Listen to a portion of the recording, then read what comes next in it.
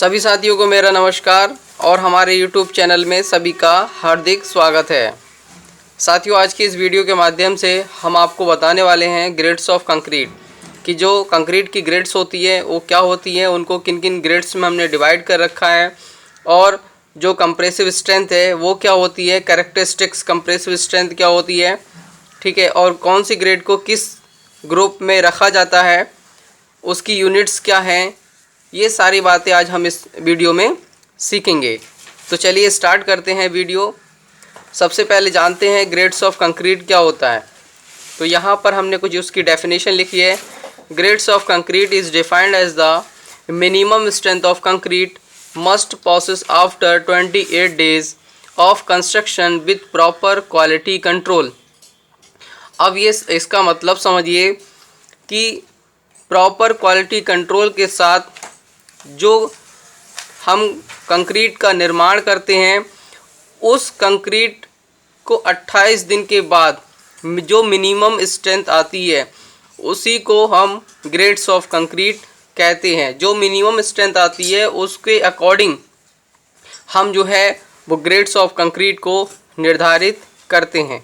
ठीक है दोस्तों, समझ में आ गया होगा कि प्रॉपर क्वालिटी कंट्रोल के साथ जो कंक्रीट का निर्माण किया जाता है उसको 28 दिन के बाद जो स्ट्रेंथ उसमें हो, मिनिमम स्ट्रेंथ जो होती है उसी के अकॉर्डिंग जो है हम ग्रेड्स ऑफ कंक्रीट को निर्धारित करते हैं या ग्रेड्स ऑफ कंक्रीट कहते हैं। सपोज जो हमने यहाँ पर देखा होगा, आप लोग स्क्रीन पे दिख रहा होगा कि हमने ग्रेड्स ऑफ कंक्रीट को 4 पार्ट्स में डिवाइड किया है।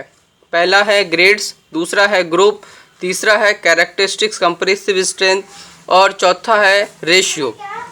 ठीक है साथियों, अब आपको जैसे रेशियो है, ये जो रेशियो है वो क्या रेशियो लेना है, सीमेंट, सैंड और कोर्स एग्रीगेट। जो रेशियो है वो आपको सीमेंट, सैंड और कोर्स एग्रीगेट के 3 रेशियो में लेना है।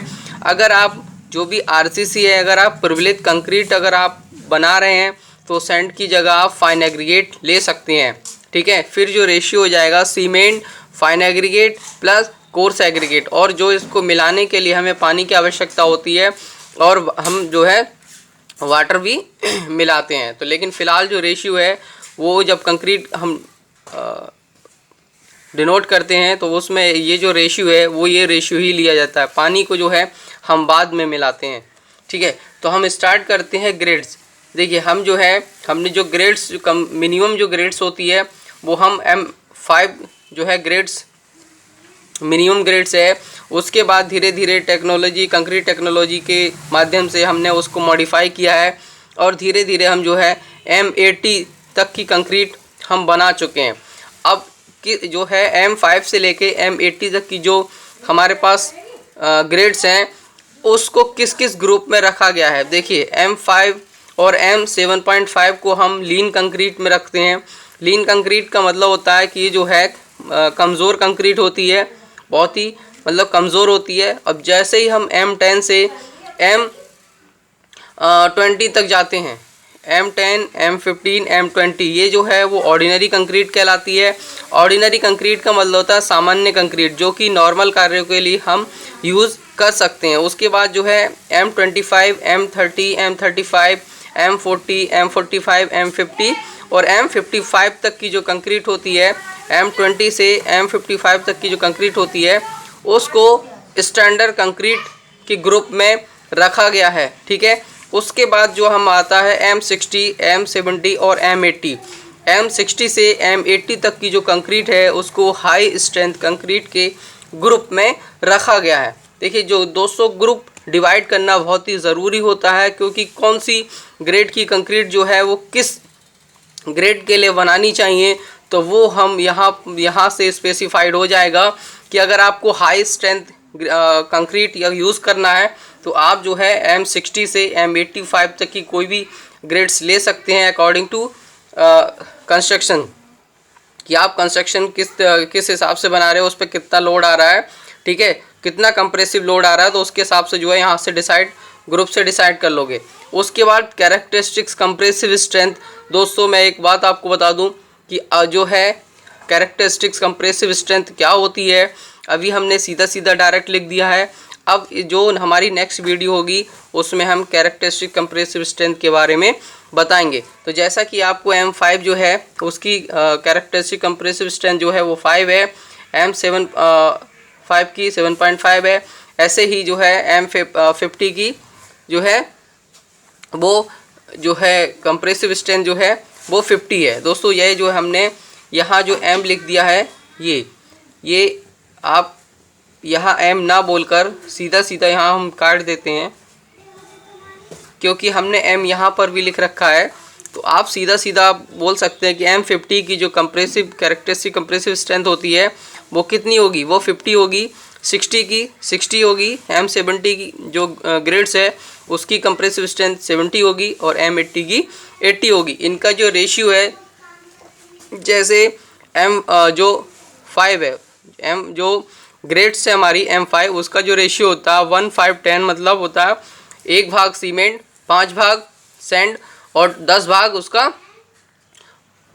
कोर्स एग्रीगेट होता है। ठीक है, ऐसे ही अगर हम M15 की बात करें तो M15 में जो है 1 पार्ट्स सीमेंट, 2 पार्ट्स सैंड और 4 पार्ट उसका कोर्स एग्रीगेट आ जाएगा। ठीक है, ऐसे ही इनका सबका आपको रेशियो दिया गया है। अब जो रेशियो है, जैसे आप ऑर्डिनरी कंक्रीट जब बना रहे हैं तो इसको जो है आप वॉल्यूम में ले सकते हैं, लेकिन जब स्टैंडर्ड कंक्रीट हम जब डेवलप करते हैं, स्टैंडर्ड ग्रेड की कंक्रीट को जब डेवलप किया जाता है तो जो रेशियो है वो हम वेट में लेते हैं। जैसे हमारा स्टैंडर्ड कंक्रीट है M25 या M30, अगर हम M25 की बात करें तो 1:2, मतलब एक अगर हम केजी में लेते हैं तो 1 kg हमें सीमेंट आवश्यकता होगी। फिर 1 kg सैंड की जगह आप फाइन एग्रीगेट ले सकते हैं, तो 1 kg फाइन एग्रीगेट हो गया और 2 kg आपको कोर्स एग्रीगेट हो गया। तो ये जो है आपको इस तरह से रेशियो लेना है। ठीक, उसके बाद जो है M45 से लेकर M55 तक ये जो है वो डिज़ाइन मिक्स कंक्रीट होती है। जैसे M45, M50, 55, 60, 70 और 80 ये जो है वो डिज़ाइन मिक्स कंक्रीट होती है। दोस्तों मैं बता दूं डिज़ाइन मिक्स कंक्रीट क्या होती है। डिज़ाइन मिक्स कंक्रीट वह कंक्रीट होती है जिसको निर्माण से पहले लेबोरेटरी में उसको चेक किया जाता है। उसकी जो कंप्रेसिव स्ट्रेंथ होती है उसको निर्माण कंस्ट्रक्शन होने से पहले ही जो है उसकी स्ट्रेंथ को चेक कर लिया जाता है। जो भी हमारे पास मटेरियल होते हैं कंस्ट्रक्शन मटेरियल, उनकी सभी की जो जांच होती है उसको हम लेबोरेटरी में कर लेते हैं। यहाँ पर हम कंक्रीट यूज़ कर रहे हैं, तो जो भी कंक्रीट में हमारे जैसे आपका मटेरियल है, कोर्स एग्रीगेट हुआ, फाइन एग्रीगेट हुआ और सैंड, इनका सबको मिक्स करके हम जो है उनकी कंप्रेसिव स्ट्रेंथ को चेक कर लेते हैं। वो कहलाती है डिज़ाइन मिक्स कंक्रीट। ठीक है, अब हम बात करते हैं कि इसमें जो M है, अब आपको समझ में आ रहा होगा, देख रहे होंगे कि M जो है, तो M जो है वो डिनोट करता है मिक्स। किसे डिनोट करता है? Mix proportional. मिक्स प्रोपोर्शनल किसका कर रहा है? सीमेंट, सैंड प्लस एग्रीगेट की। यहाँ पर आप कोर्स एग्रीगेट यूज़ कर सकते हैं और यहाँ पर फाइन एग्रीगेट यूज़ कर सकते हैं। यहाँ पर फाइन एग्रीगेट और यहाँ कोर्स एग्रीगेट आप यूज़ कर सकते हैं। उसके बाद जो है जैसे M है M80, तो ये जो 80 है ये इसकी क्या है? कैरेक्टरिस्टिक कंप्रेसिव स्ट्रेंथ है। ठीक है, CCS 80 न्यूटन पर mm²। ये जो है वो SI पद्धति है। अगर हम इसको MKS पद्धति में अगर लिखें तो ये हो जाएगा किलोग्राम पर सेंटीमीटर²। ये हमारा होता है SI यूनिट्स ये होती है न्यूटन पर mm²। और जो MKS पद्धति होती है वो होती है MKS किलोग्राम पर सेंटीमीटर²। किलोग्राम के साथ हमेशा सेंटीमीटर² आएगा नीचे और न्यूटन के साथ mm² या मीटर² आ जाएगा। ठीक है, अब हम बात करते हैं 1 पास्कल। 1 पास्कल जो होता है वो 1 न्यूटन पर मीटर² होता है।